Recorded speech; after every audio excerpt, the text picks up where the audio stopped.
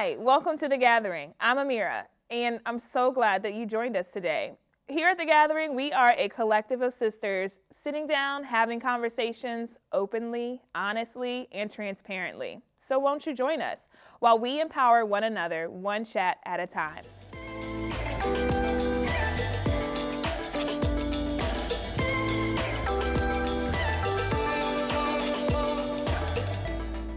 Hi, I'm Reverend Kiki. I'm Jennifer. I'm Ashley. I'm Anjanette. Welcome to The Gathering. Today we'll be talking about the topic of Bag Lady, coming from Erykah Badu's song. And the lyrics read, "Bag lady, you gonna hurt your back, dragging all them bags like that. I guess nobody ever told you, all you must hold on to is you, is you, is you. One day, all them bags gonna get in your way, so pack light. Bag lady, you gonna miss your bus. You can't hurry up because you got too much stuff." Tonight's topic, sis, what's in your bag that you need to let go? So how many of you have heard Erykah Badu's song, Bag Lady? Absolutely. Listen, y'all know I want to sing that thing, but I'm going to yield to the songbird over here just to hum a little bit. So, pack light. Yes. Listen, these bags right here, heavy. Aren't they cute? The gathering bags. So in the car, oh, my bag fell. That's because there's too much stuff in there. And what I realized is that as women, we carry these bags around. And so while I have the tote, this is symbolic of my pocketbook that I would have just a little bit later for set. And so we have all this stuff in our bag that we carry around unnecessarily. And as women, it's time that we free ourselves, as Erykah Badu said in her lyrics, of things that are holding us down.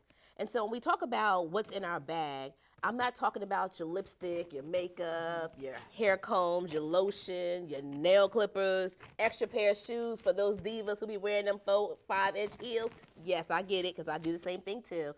But I'm talking about emotional baggage that we carry and how we as sisters need to have a conversation about what we carry in our bags and be open to letting them go. And so I like to invite my sister to the left. Y'all can fight over who goes first to share what's in your bag. Well, I know it's something good, Anjanette. I'll talk about food. Overeating. It's in my bag. My journey around overeating has been a journey. And in the last 2 years, I've been in a medically supervised weight loss program. Wow. And I've lost 60 pounds. Amen. But then came the pandemic. And so I needed to lose 10 more pounds. Okay. And I've actually gone in the other direction. And so I found that I haven't embraced the new habits that I need in order to correct the eating habits and eat healthy. And so what I've decided, along with the support of my doctor, is that I am going to see a therapist. Okay. And so I have my first visit next Thursday. Okay. It's the only thing we haven't tried. And so she says, that's my secret weapon. Okay. So I'm going to use the secret weapon because I've learned through this process there are tools in place to help with the journey of eating healthy. And so I'm convinced to use the tools now. Okay. Because if I could have done it on my own, why not have done it on my own 30 years ago, 20 years ago? But I've had more success in the last 2 years than I've had in 20 years. And I've seen the benefits of lower, controlled blood pressure as a result of the weight loss. Okay. Cholesterol is managed as a result of the weight loss. So there are great benefits. So I want to have a quality of life as I age. I'm not getting younger. And so I'm looking towards my retirement. And so I want to have a healthy lifestyle. So I want to change my eating style and change those habits that I was taught. And it is truly a mindset. Okay. It is a mindset that has to be changed. And so I want to start to work towards that. Okay. You said a whole lot that I think that related to me. But I think my first question is, when you talk about changing your lifestyle, what does that look like? I don't have a overeating problem per se. We're not talking about issue, but we're saying one of things in our bag. But I know that I stress eat. And so I have this bag strategically sitting in front of me right now as not only a prop, but of self-consciousness, of understanding that we have been in the pandemic. We have had to cook a lot, a lot of pickup, not some takeout, but definitely trying to use what we have in our house. Exercise has not been what it used to be because, again, the gyms were closed for a period of time. Then we went through the weather change and everything. But I stress eat. And so having just finished up my schoolwork, I know that I have, it's strategic, it's written, it's realistic. I got on a scale with my doctor that I've put on almost 20 pounds in the last 6 months. And so I stress eat. I'm at my computer and I feel like I can't think of a word, so I'm gonna eat. I'm eating just to be eating. And so what can you help me with in terms of tools that can, help me come on the other side and say that I can eat while I'm stressed, but not eat to the point where I'm putting on excessive weight where it's not healthy? Because I'm like you, I'm not getting any younger. I'm going to the other end of the spectrum. And so I have to be mindful of my body because, again, my body is my temple and I want to live a healthier lifestyle. So can you share some things that? Well, some of the tips that I have yet to really fully embrace myself, one of them is simply going to bed. Going to bed at a reasonable time consistently, not eating after 7 o'clock at night. Yep. That's a good one. Mine is a part of stress eating as well. Okay. And so in the medically supervised weight loss program, I was consistent with not eating after eating after 7 o'clock p.m. and going to bed by 9 p.m. Okay. And that was helping me to manage the weight. But now that other stressors are a factor, I think, I'm losing my focus. And so I have to refocus. Everything is about a focus. Yep. And so that's what I think the therapist will help me to do. It's building a muscle that you stay consistent. Okay. This is a journey. Oh, My absolutely. neighbor and I talk about this. This is a journey. This is the way I was taught to eat this way some 50 years ago. Okay. Okay? Yes.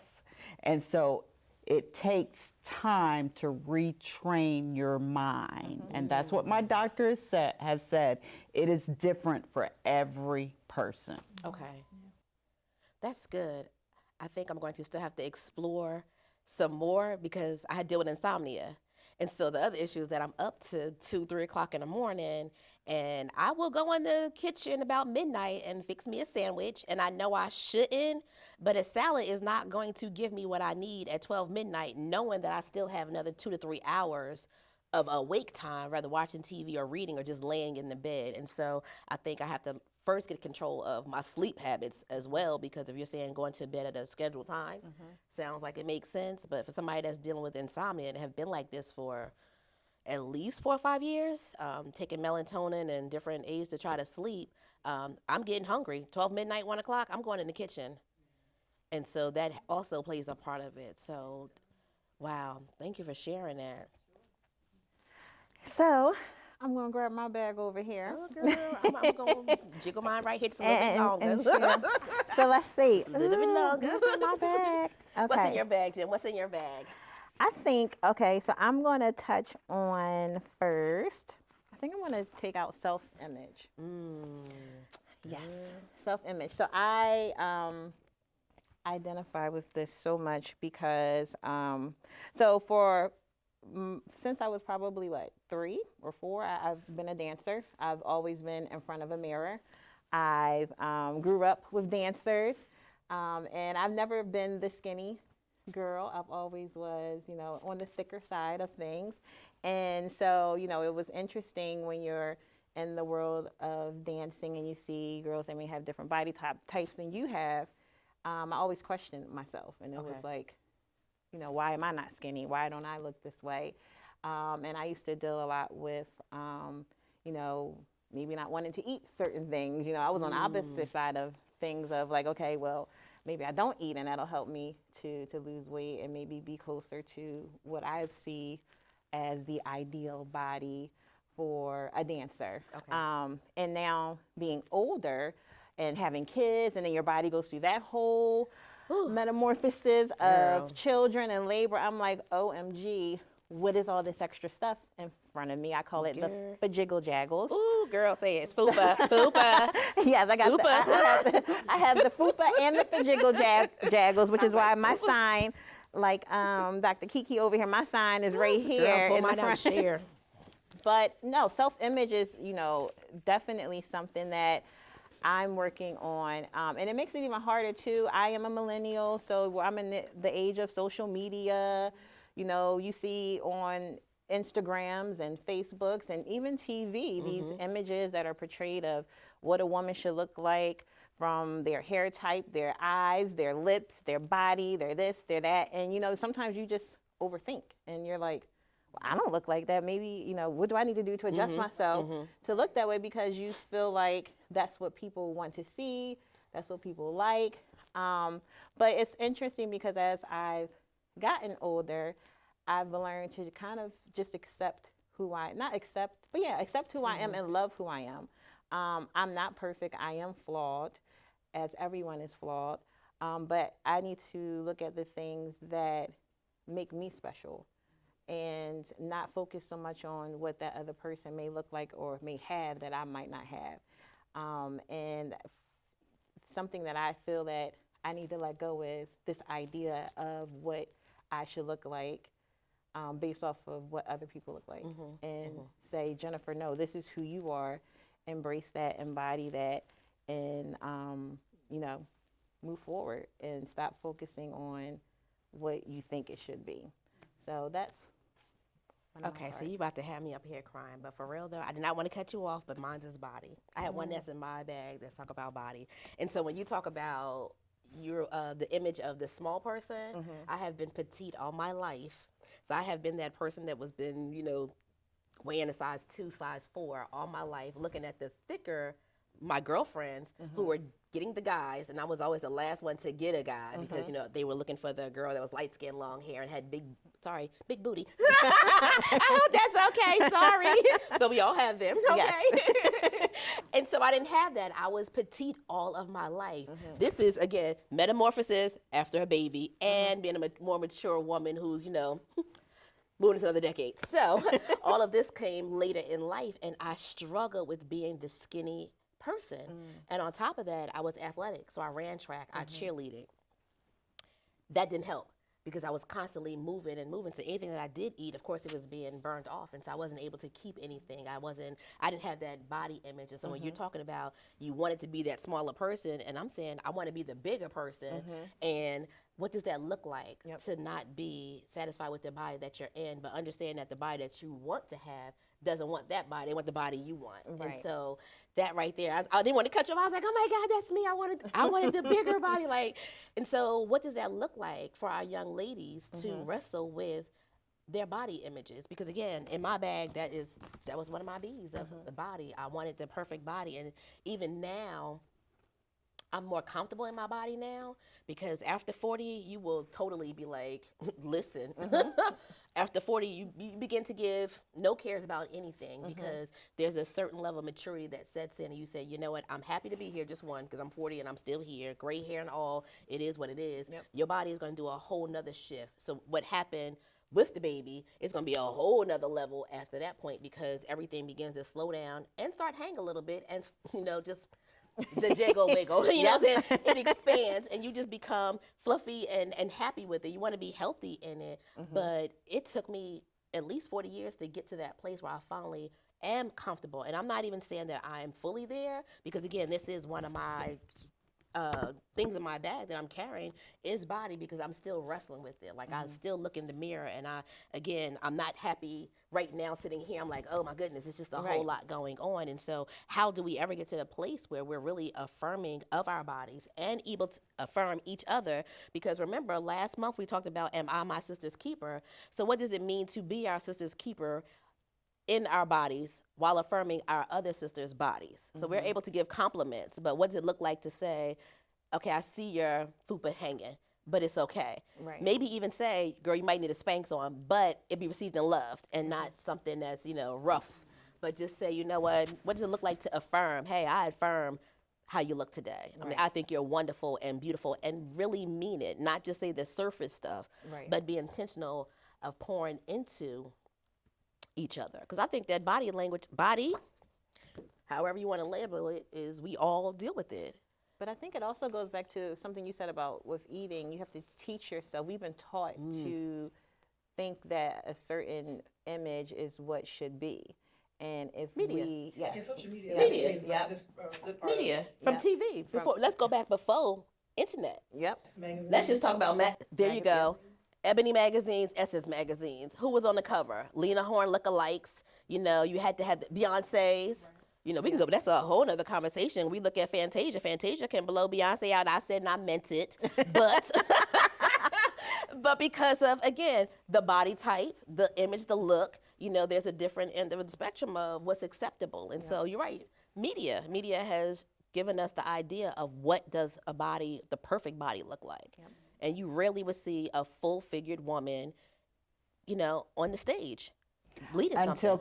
Until we saw Queen Latifah come out, probably. And she didn't care.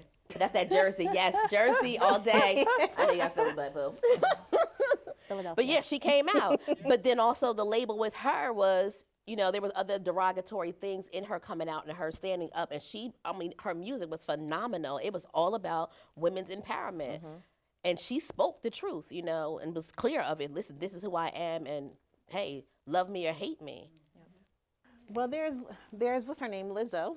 Lizzo's Yes. out now. And she gets criticized so much, but I appreciate her because she loves who she is, and Girl. I accept that.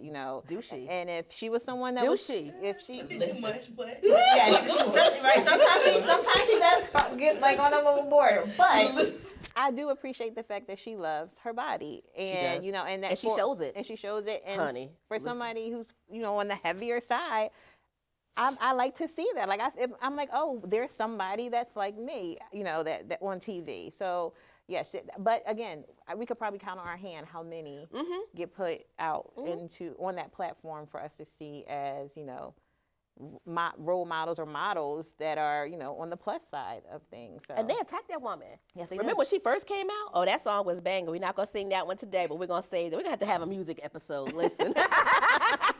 But think about it. When she first came out, they ripped that woman to shreds.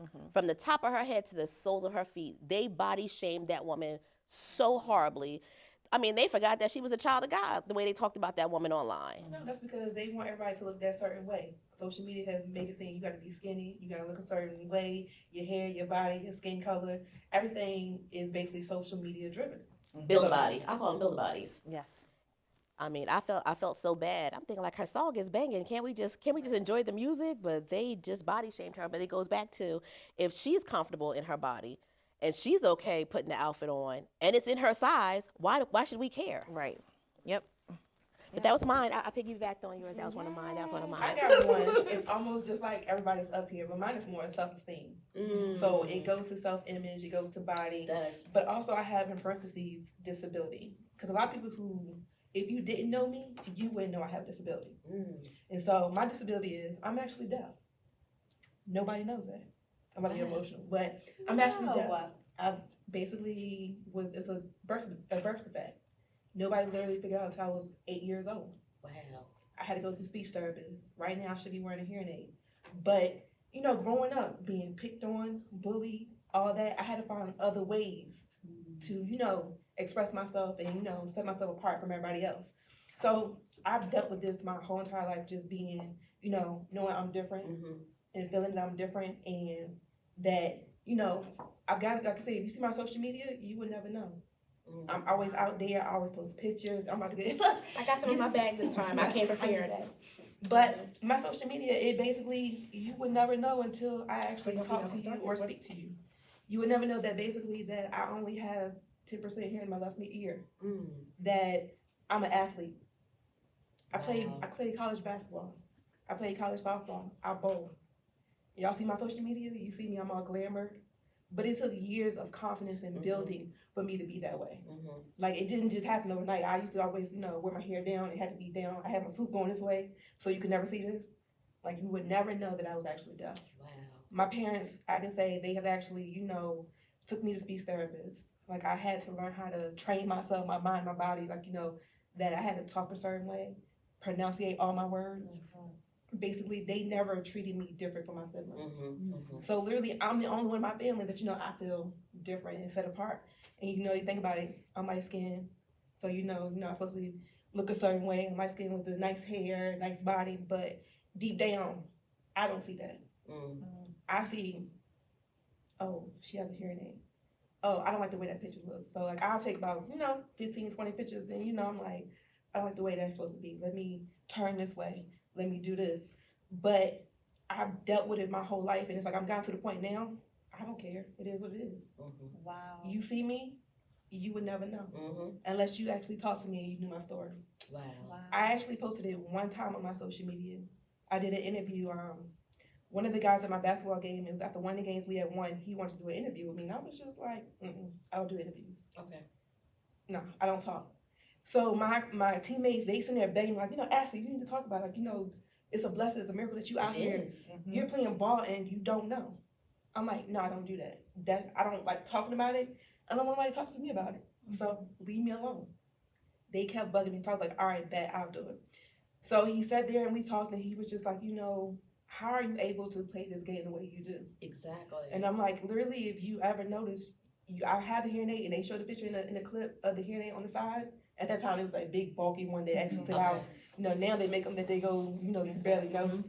But I was just like, I can't hear nothing on the outside. I can hear everything on the court. And my coaches, they have gotten to the point that we do plays, and it's like, hand movements. My point guard, I give it up to her because she always made sure I knew what play we were running. She would look at me, she would make sure, like, hand movements and all that. And it's like, it's been plenty of times that, my hand will fall out in the game. And you'll see the other players, they actually stop the game to pick it up and give it to me. Wow. You don't see that. Wow. So that right there, self-esteem has literally been a big issue for me. And it's more so just like, I wear a hearing aid. Yeah. Wow, Ashley, that's like so mind-blowing for me. Hugs, bro, hugs. Thank you. Because, like, I know you outside of this, and I would have never known. And then I told my oldest is also, she has hearing loss in both her ears and wears hearing aids. And like, when you just said that, it's crazy because now I'm like, oh my gosh, like, I would have never known that. But now I'm thinking back, like, just on different times that we've been together and things like that. And I'm like, wow, that makes sense. Oh my gosh, like, you are, I just want to say you are awesome because, I've shared personal moments with you, and we've been out dancing and things like that, and you never miss a beat. And I would have never known. I would have never had any idea that. Is this your first time finding out? Yes. Oh my And I gosh. know Jen would. Oh my gosh. Almost 10 plus years almost, if that. Yeah. Like I said, nobody really knows unless I actually tell you. A few people will sit there and know, but other than that, if you didn't talk to me and I didn't feel comfortable telling you or sharing it with you, I wouldn't say anything to you. Like, literally, I would sit there and just go on as if nothing was wrong with me. Wow. Well, there isn't anything wrong with you. There isn't. There isn't anything wrong with you. No. Is there anything that we would need to know, though? Sitting here, are you able to hear us comfortably? Would we need to do anything differently? I don't want nobody to treat me different. I basically wanted to keep it the same way. But, like, if you ever notice when I'm talking to, or when you're talking to me, I look you dead in your face. Okay. And it's like I look at your mouth to read Okay. your lips. If I don't hear you or Right. don't understand you, I'm reading your lips to the point that basically I can't understand you. Okay. So I don't want to feel different. Oh no, I absolutely. don't want nothing to change. Mhm. But just know, like, you know, if I ask you to repeat yourself one more time, Mhm. just know, like, you know, I honestly really didn't hear you. Okay. And that's just, like, you know, it's not my fault, but, you know, it's just, I really just didn't hear you. And I just want you to repeat it one more time. So I really don't, like I said, I don't want nobody to change nothing. I Oh don't no, want I'm nobody to not treat gonna me start screaming different. at you. You want me to start screaming at you real loud? Girl, you're not gonna get that from me. Listen, that's the way I'd be like, you know, look, she acting crazy. I'm gonna ignore her because I ain't, we ain't gonna do this. But yeah. Again, we didn't know, No. and you shared it, so there's no reason to change anything about No, it. I don't want nothing to be changed. And that's the power of conversation. Mhm. That's the power of just speaking to your sisters and having these discussions, because you find out so many different things. This is the reason why we have the gathering, Yes. and we're sitting here on the couch, and to just share different personal experiences and learn different things about each other. So, you know, we could go on and talk all day long about so many things and pull so many things out of our bag. I still had stuff in my bag, Jill. I'm sorry. Can we rip up our signs? We can. As we to can. as to set ourselves free Yes. of these items that we did talk about, so that our bag is a little bit lighter when we leave here. Yes, we can. Anjanette, don't cheat. You didn't talk about all of those. I Just surely did. Oh, so I can only rip up the one that Yes, I talked unfortunately, your about. bag has to stay just a little bit heavier until our next time we gather. All right, ladies, ready? Yes. Set yourself free of one more thing in your life. Yay! Woohoo! Yay! Amen. Thank you all for joining us today at the gathering, where we empower women one chat at a time. We hope to see you again, and we will talk to you soon. And thank you for joining us today. See ya. See Bye. ya. Bye-bye. On this episode, we dug deep and we touched on some really important topics. If you're looking to connect with us a little bit more, or if you are seeking professional assistance, leave us a comment below, send us an email at thegatheringrva@gmail.com, or hit us up on Instagram at thegatheringrva. We are so glad you joined us, and we look forward to seeing you next time.